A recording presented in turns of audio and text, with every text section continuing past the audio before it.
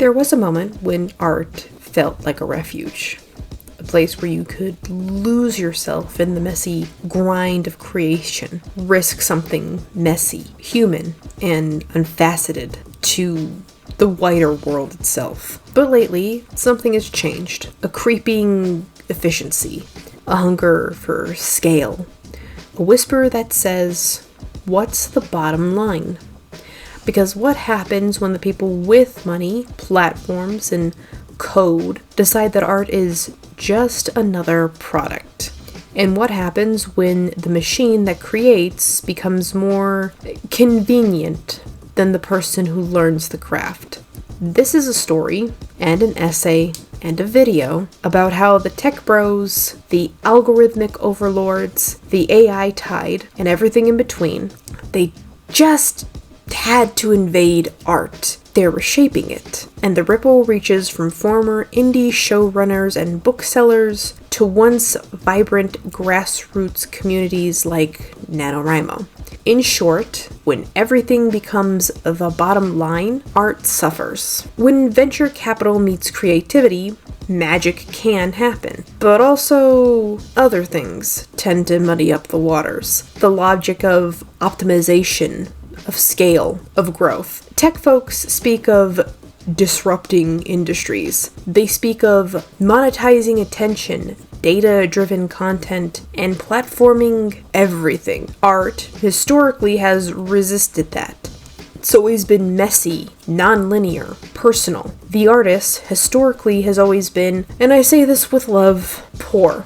Because the suffering that comes from nothing often creates the best art. And before somebody butts me, the Sistine Chapel was not painted by very wealthy men. They became a very wealthy, well-known men through other means, and then the Sistine Chapel was like the magnum opus that everybody also can point to and they also did this. Yet now, art is being pulled into the same orbit as everything else. Streaming services favor safe metrics. Algorithms push what's clickable. Indie creators are told, optimize your content, hit your ROI, appeal to your engagement score, post every day in order to get those views, those clicks, those likes. The consequences are this: a homogenization of art. Projects designed for virality rather than risk. Creators chasing algorithmic favor rather than their own weirdness. And the tech bros? Well, they make the infrastructure.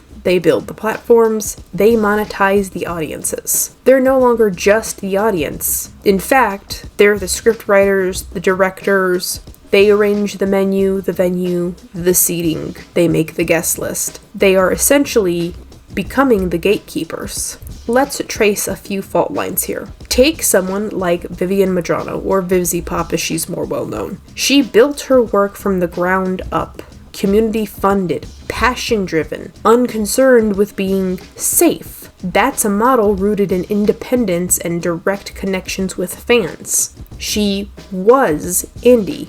Now her shows, both of them, which started as indie pilots, are on Amazon and sold and packaged and pushed on people with Amazon money.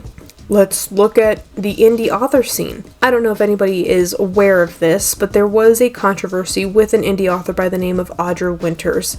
I realize that this might not be known to my audience because they don't care, so I'm just going to give you the rundown on it. Audra Winters is 22, and she kept saying that she'd been working on a book for 10 years. She claimed that she had gotten her 10,000 hours, that she was an expert in her field.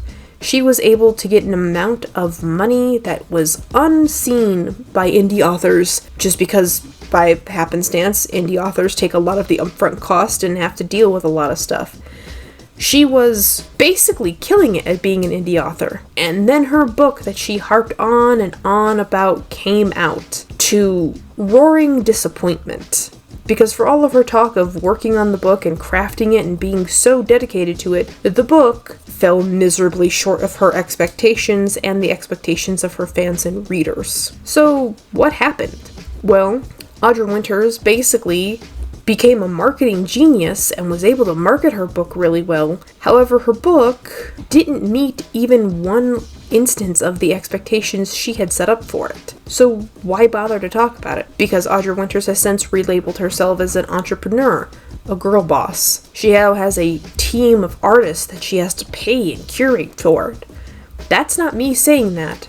That's her saying that. My name is Audra Winter. I am the author of this book. It was released about a month ago, and once again I posted the pre-order listing and it took off. I didn't know what to do. I was shocked. At this time I had started to build like a team of artists, but it was informal at first because I was like, well, all these people are working on different things for the series and I might as well put them in one group. And that is what I ended up doing with all the money that came in from this book. I ended up creating a whole creative studio. My name is Audra Winter. I am the creator of the World of Guardian, which is a fantasy world based around the zodiac signs, and I am the author of a book called The Age of Scorpius, which is the debut novel to this world. It is available on TikTok right now for pre-order. Little bit of a flex here. I have sold about 1,400 copies on pre-order for a debut. I'm an independent author. I'm a 22-year-old entrepreneur, writer, and naturalist. Some of my favorite things are wolves, ecology, my dog, the ocean, and, of course, writing. You probably know me from that last one. In the past month or so, I have become known for what is literally my worst nightmare. So obviously we took some time to calm down and talk with the studio and make some plans, hire an editor. So what happens when the platforms shift? YouTube changes its reward model. Algorithms favor longer watch time and adverse safety. Independent bookstores feel the squeeze when publishing becomes consolidated. Discoverability is controlled by data-driven list and big algorithms. The romance genre in writing is booming. The fantasy genre in writing is booming. And yet every time that you look at any traditionally published works, it's the same 6 stories with a different coat of paint. I've harped on about this before. I'm harping on about this now because the problem has escalated. The tech-driven shift means less patience for craft, less investment in niche voices, and more algorithm around what performs. We want the latest dance crave, the clickability, the TikTok noise, the TikTok reboot, all of it. And that's not just a bad business story, it becomes a cultural story, because the independent creator and curators are the ones who push boundaries. When their freedom is reduced, art becomes flatter, and the bottom line becomes the unseen art director. Hell, it seems like you're just bitching and moaning a lot about this. Well, no. I am bitching and moaning about the fact that art has become commodified to the point where the artist suffers, which is why the title of this video is The Death of the Artist, not the death of the author. Because the author and the death of them has been talked about to hell and back again. But nobody wants to discuss the death of the artist, the person who works diligently on their craft, who crafts their stories from their heart and soul, and yet are told this isn't what the people want, because sometimes some stories aren't what people want. And that is just not tolerated in a world that is becoming about the bottom line. Now let's talk about the usual suspect of the hour, artificial intelligence. AI in the creative realm is framed as, well, there's a lot of words that are used for it, none of which I can say. But most of them, if not all of them, are in the negative. Anyone can generate a painting with a prompt, generate a novel outline with one click. It sounds good, but here's the darker side. Why learn to draw if an AI can mimic brushstrokes? Why study the craft of writing when a machine can churn out a first draft overnight? When tools become replacements, the incentive to become the craftsperson weakens. Writers and artists feel it all across the board. The value of human labor gets eroded. The uniqueness of the handmade gets compromised. And the tech bros behind the AI platforms, they monetize the hell out of it. The outpost, they sell the efficiency. They have to make it seem like this is the next big thing because this is something they feel that they want to have worked on and praised and allotted for, is because it's making their job easier, because instead of having to pay an artist who's worth their salt, they poured all their money into a machine that essentially is a thief. And if I sound harsh, it's because I am. In doing so, they reroute the value away from humans. Art becomes input a prompt, receive output, don't like what you see, input new prompt, receive new output, process 400 times until you get exactly what you want. Huzzah! You have made art. Incorrect.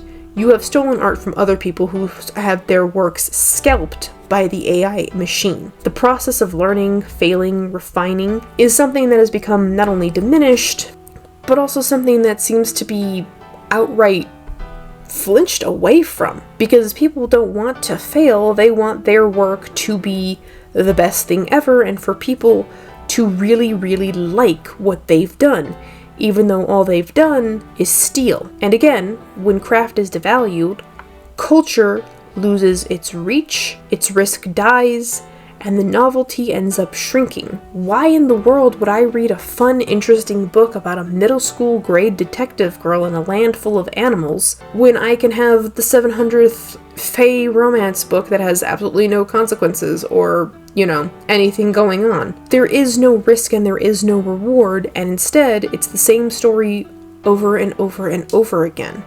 And all of this is held together by one principle. Art must make sense financially. If that sentence sounds stupid to you, it's because it is. Art has never had to make sense financially.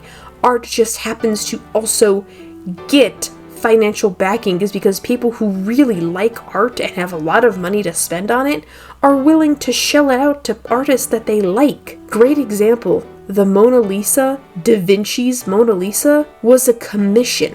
Somebody paid him to paint her, and yet it is not the person who commissioned the art that is remembered, it is the artist. Art now, well, people steal art all the time. There are entire TikToks made off of other people's stolen art that they actually put time and effort into, and they act like it's their art, when it's just stolen. So other people who do know the artist, when they see it being pushed with not the artist's actual name, snitch on them. And this basically the artwork gets removed because it is stolen, and then somebody else does it like a couple weeks later. People have always stolen art. Did you know that the Mona Lisa was stolen? Yeah, nobody likes to talk about that. They're busy talking about all the stuff that's been stolen from the Louvre recently. But art's always been stolen. Art thieves have always been a thing. Just like all artists are remembered for their works, not the people that commissioned it. The tech industry speaks of scaling, growth, monetization. Art previously didn't speak that language.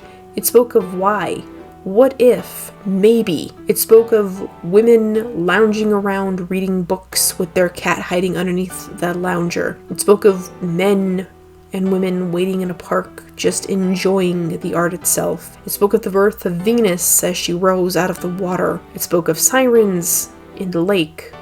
Art has never asked about scaling and growth and monetization. It has asked, what if I made something beautiful? But now it's asked, how many views? What's the retention rate? What's with this merch? Do you have merch? Can I buy this? Can I buy this? Can you do this? That's too much money. Like, why are your fees so high? How many views? How many views? Oh my god, is this going viral? That's not the point. Creators feel it. Publishers feel it. Platforms feel it and feed off of it. These are the consequences that come from a world like this. Fewer experiments, more formula. Fewer weird anomalies, more safe bets. And when the bottom line becomes the art director, which it seems to be going more and more, the risk is that art becomes derivative. We lose voices that don't optimize. We lose terrain that doesn't monetize quickly enough. In the name of efficiency, we sacrifice the human struggle behind the work. Great example, because it's a case study and this is being released in November, which is the National Novel Writing Month, or at least it used to be. NaNoWriMo is what happens when community meets commodity. Here's a more specific example of the rise and fall of NaNoWriMo, because I feel like a lot of people don't know it. It was once a beacon of grassroots creative energy. And I need to stress this, right? I actually had to find out that somebody else that I watch, Hidden Rabbits, go watch them, amazing. I'll link their video that I like in the description, either below or link the video somewhere in here. Are you noticing a rhythm here? Because I am. Creative space created by and for grassroots artists doing their thing, creating a cozy, accessible place for all to flourish. tech bros storming in with their fleeces and their San Francisco custom Tesla Labubu chocolate crumble cookie bullshit and ruining it. Their main prerogative is just to squeeze and wring out as much profit Bottom line. It's the bottom Bottom line. feeders love the bottom line. Yeah. But they had to do a lot of guesswork for this, and I am actually using her example in this to make my own stuff, but a little bit more condensed. NaNoWriMo was originally founded in 1999 with just 21 participants. The organization grew into a global movement, writers all over the world committing to draft 50,000 words in November. The reason why is because a lot of the older books that you might have read, like The Great Gatsby, weren't really that big. They were from point A to point B in as few words as possible. The idea was that if they could do it, why not us? 50,000 words seems doable, and in theory, 50,000 words in 1 month is doable for some. Other people, it's just not feasible. They'll have to get it when they get to it because life is hectic. Of course it is. For years, it stood for something vital amongst the creative community. Show up, write your words, join a community of weird humans also in the middle of writing their books. Not about perfection, not about the bottom line, just creation. But over time, cracks began to appear. The nonprofit began to struggle financially and eventually announced closure in March of 2025. So in 2024 was the last NaNoWriMo, but writers still participate in it in their own ways. I know that it's only been the first NaNoWriMo since its closure, but artists don't care. We've never cared about the rules. We've always done stuff that's different. A key controversy for the reason why it eventually closed is because of its stance on AI and also just how the organization itself was run after the original founder left. The organization issued a statement saying that to categorically condemn AI would be classist and ableist, drawing heavy backlash from authors and participants. Some sponsors also pulled back because of this stance, and the community trust frayed more than it already had in the years since the original founder left and other people decided to participate against the wills and wishes of a nonprofit. The model revealed its vulnerabilities. What this shows is that a community project turned into an organization that had to answer to donations, sponsors, growth metrics, and the shift from grassroots to scale inevitably hurt it. The mission, once about writing because you needed to, because you wanted to, because all of us dream of writing a book, began to be measured in other terms, other metrics. The artist was pushed out of the artistic endeavor. And so, NaNoWriMo becomes emblematic of the theme of today's video. When art communities, even nonprofit ones, adapt the logic of the platform and scale, well, they risk losing the very thing that made them vital, that made them profitable, enjoyable. When the creator becomes a participant in an ecosystem built for growth, the art folds into the system. What are we losing, though? I can hear some of you say, if art has become commodified. Well, the long apprenticeship, the craft of drawing, of writing, of building something imperfect and refining it until it is as perfect as we humans could possibly make it. Because, let's be real, even a traditionally published book that has 10,000 eyes on it can still have errors inside of it, because that is the point of being a person, the imperfections. This audio that you're hearing is the second, third, fourth, who knows? I edit my audio a lot and I retake it more than once. So by the time you get to this section, I've basically done a lot of editing for it. Problems will still probably persist and I'll probably still have fuck-ups in it, but that's not the point. The point is, humans don't make perfection. We make something as close to it as we can, and then other people find the imperfections enjoyable. On the other hand, when the machine can do the basic output, the incentive to become the craft person is dulled, because the machine can make perfection in less than half an hour, in less than 20 minutes.